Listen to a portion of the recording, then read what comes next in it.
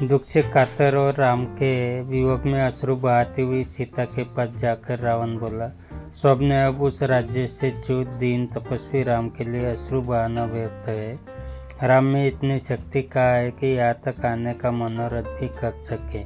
तू उसे विस्तृत कर विशाल लोचने, तू मुझे पति के रूप में अंगीकार कर ले। समुद्र से घिरे 100 योजन विस्तार वाले अपने इस राज्य को मैं तुझे अर्पित कर दूंगा। मैं जो तीनों लोकों का स्वामी हूँ, तेरे चरणों का दास बनकर रहूँगा। मेरी समस्त सुंदर रानियाँ तेरी दासी बनकर रहेगी। समस्त देव दानव नर किन्नर जो मेरे दास है तेरे दास बनकर रहेंगे। तेरे पहले के दुष्कर्म तुझे वनवास का कष्ट देकर समाप्त हो चुके हैं और अब तेरा पुण्य कर्म ही शेष रह गया है। अब मेरे साथ यहाँ रहकर समस्त प्रकार के पुष्पहार, दिव्यगंध और श्रेष्ठ आभूषण आदि का सेवन कर। सुमुखी, तेरा यह कमल के समान सुंदर, निर्मल और मनोहर मुख शोक से पीड़ित होकर शोभाहीन हो गया। मुझे स्वीकार करके उसे पुण्य शोभायमान मानकर धर्म और लोकलाज का भय निर्मूल है। यह सब मात्र तेरे मिथ्या विचार है। किसी सुंदरी का युद्ध में हरण करके उसके साथ विवाह करना भी तो एक वैदिक रीति का ही एक अंग है। इसीलिए तू निशंक होकर मेरी बन जा। मैं तेरे इन कमल चरणों पर अपने ये 10 मस्तक रख रहा हूँ। मुझ पर शीघ्र कृपा करे।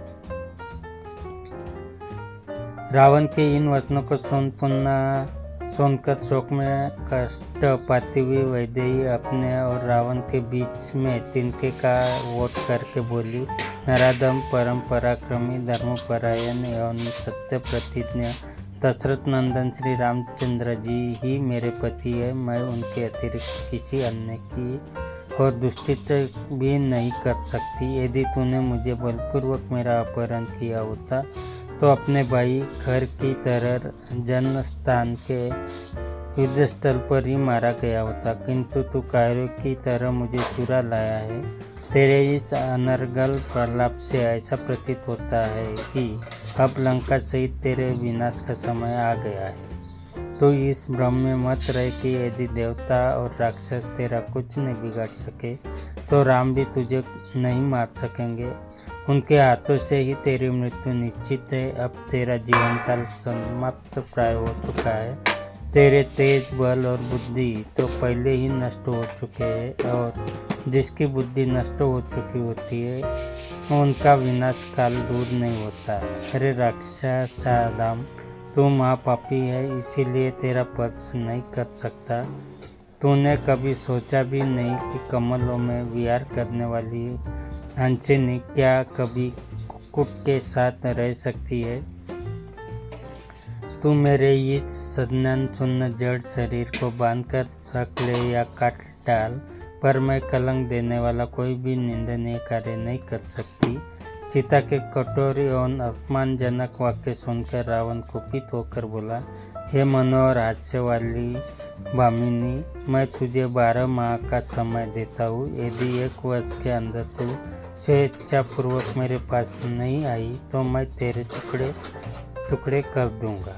फिर वह राक्षसनियों से बोला, तुम इसे यहाँ से अशोक वाटिका में ले जाकर रखो और जितना भय और कष्ट दे सकती हो दो।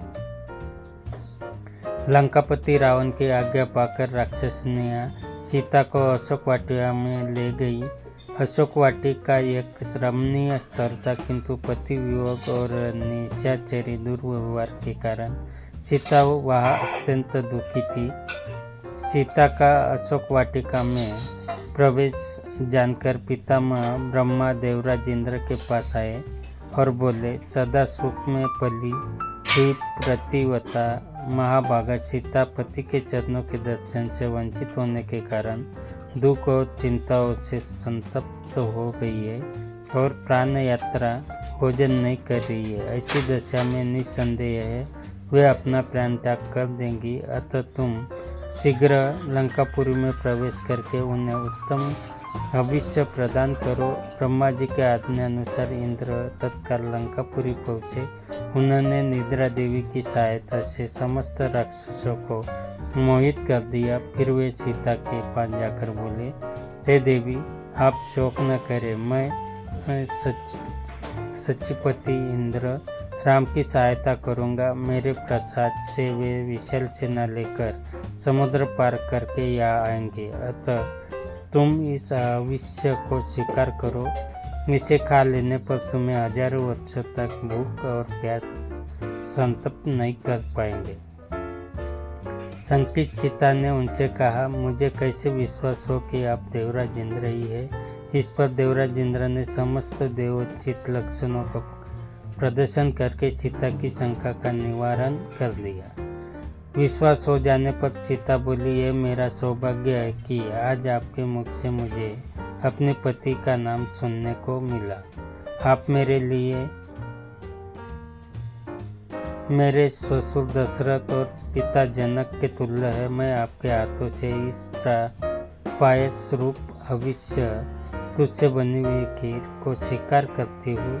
यह रघुकुल की वृद्धि करने वाला हो। इस प्रकार से इंद्र द्वारा प्रदत्त अविश्य को खाकर जानकी भूख प्यास के कष्ट से मुक्त हो गई और देवराज इंद्र राक्षसों को मोहित करने वाली निद्रा के साथ देवलोक को चले गए।